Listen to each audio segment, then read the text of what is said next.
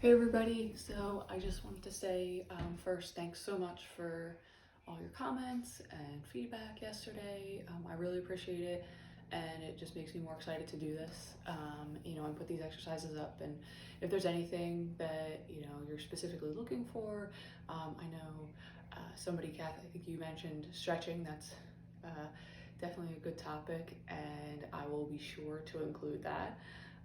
You'll probably find out that I have my thoughts on a wide range of things. Take it for what it's worth, but it's mostly because I've just seen good things happen from doing things correctly, and it's a learning process. It's not a one size fits all. Everybody's different, so I might put something out and it might be good for one person, but it's not good for somebody else. So that's kind of the interesting thing to me, and I like a challenge. So being able to help a wide range of people is something that I think is really cool. So like I said, it's not one size fits all. So something I might put out might be great for somebody, but not good for somebody else. And there's always ways to modify things. So when I was thinking about how I was going to structure these, I guess, exercise programs or tips that I'm putting out there, I think it's important to start with form. When I was thinking about it, people are probably already involved in some type of exercise or would like to get into some type of exercise, but aren't really sure how to, do things correctly, which is, I didn't realize I didn't know how to do things correctly, and it's still an ongoing process. But I think if we want to do something good for ourselves and we're taking the time to do it, form is so important because you want to make sure that you're getting what you're putting into it.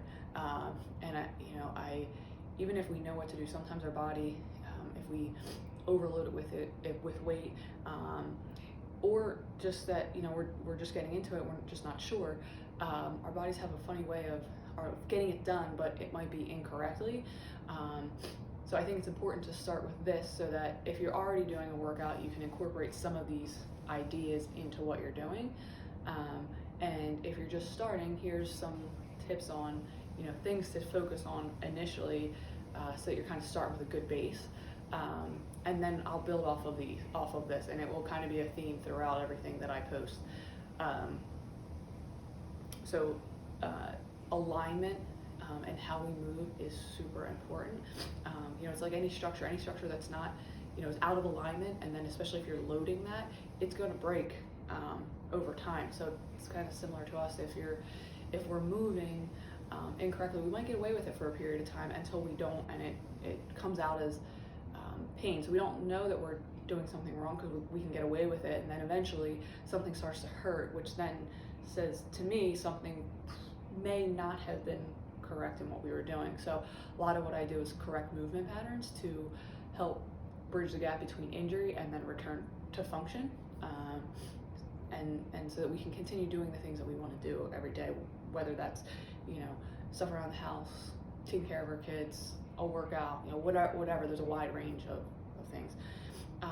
So core control, I think, is extremely important, just because we build out from that. If you lose your stable base, you're going to be a lot more likely for injury because you're moving parts on an unstable base, so more likely to put pressure on joints, ligaments, tendons, and get like repetitive stress types of injuries that can occur. So what does that mean? So the first thing I'm going to show you, which again, some of this seems silly, but it's so important, and I just can't stress that enough. And it's mostly because I don't want anybody, or want to limit the risk of people getting hurt when doing exercise. So a lot of times what we say, especially in active people, is like an anterior tilt. I do it, and so if we're working out with an anterior tilt, you're already putting the muscles at an inefficient length, basically, to work. So you shorten some and then you lengthen some, and those shortened structures, tend to want to overdo the work, and eventually they get overstrained and overstressed, and then these other areas keep getting weaker because now you have them on length. So how do we find that neutral position? So I think what makes sense for a lot of people, because this I know can be a little bit difficult actually, especially once we add movement to it, you kind of move your pelvis forward and back, and then you're gonna find the middle position, and then you're activating your lower core. You can activate glutes, so it's like a co-activation around that neutral position. So a lot of times, even with a squat, what I'll see is as soon as people go into that squat, you lose that neutral position at your pelvis, and the tendency is to jam up the front of your hips, shorten hip flexors and the muscles across the front, and then you're lengthening the back. You lose that control. You want to try to activate your core, bring your pelvis back in that squat, and then you're coming up. Same thing, keep your pelvis back as you come up, core and glutes go activation.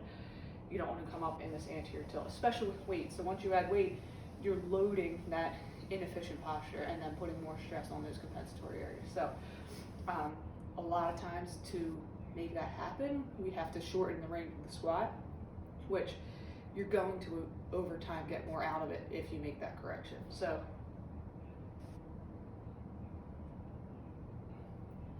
that would be what I would consider for myself correct. And this is something that we want to avoid. Okay. Lunges, you know, they can be incorporated in a lot of exercise, and actually it's functional like during our day if we're lunging down to pick something up. So alignment there is really important. What we'll find a lot is knee is dropping in, puts a lot more stress adductor hip flexor plane. So you want to keep a stable base. You know, we're stronger with a wider base of support. Keeping your pelvis back so you don't, again, want that anterior tilt, and especially with that knee putting a lot more pressure on that hip. So weights back through your front heel, and then you're really thinking about core and glutes to help pull you back up. If you're doing this and you're tight in your hip flexors, you can feel a stretch across the front here. I know another thing is like a single leg, what we call it RDL, but it's also somewhat of like a warrior three in yoga if you do yoga. And things with that is a lot of times people open up their hips, again, putting a lot of stress on the front and outside of the hip. You want to keep your pelvis in more of a neutral position, again, knees over top of your ankle, and then you can come up into a balance or bring your opposite foot down. When you're doing this, so you want to make sure you're always getting the extension. A lot of times people end up in this flexed position, which again is a lot more stress across the front of your hip. Taking it down to the floor. You can activate. So you want to make sure that your back is flat. Mine tends to arch, which again is that anterior position. You're bringing your pelvis back. Find the bones in the front of your hip. Fingers drop in. And then you want to feel for the muscle to pop up underneath your fingers. Think of it as the muscles you're to keep from going to the bathroom. And then you could add on to this, so you're activating core, finding that neutral position. Knee up, down, down. To try and activate and strengthen this muscle more. And then you could do start with 10 to 20 reps, leading with each side. Glutes, really, really, really important. Again, to help stabilize pelvis. We see weakness a lot with most, I'll say pelvic to lower body injuries, but it's important for your upper body injuries also. So core engaged, find that neutral position.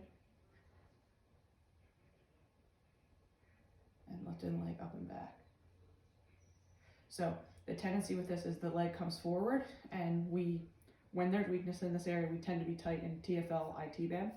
So it's important, again, form-wise, that we're doing this correctly so that we're not facilitating that tightness, and we're trying to counter that tightness with the strength in glute med. So core's engaged, lifting leg up and back, and then it's really easy to let your hips move.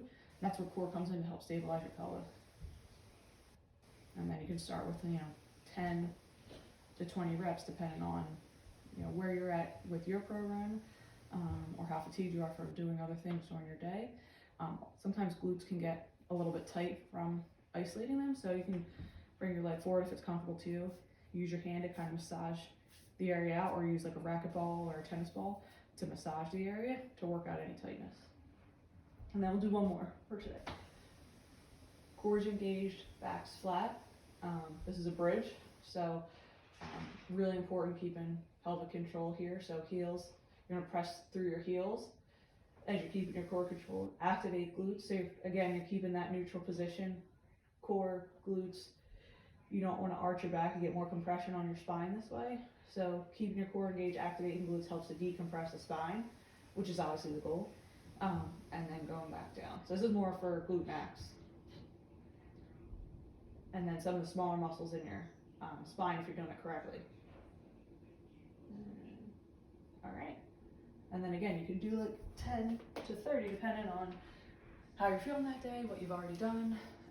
Again, this was kind of just like a quick, hopefully quick tutorial on just getting our minds around the proper movement patterns and how important that is, especially if you're already exercising. The hope is to keep us healthy with our exercise, which is ultimately going to make us or help us to be healthier as a whole. So I hope this is helpful, and I hope everybody has a great day, and take care. Bye.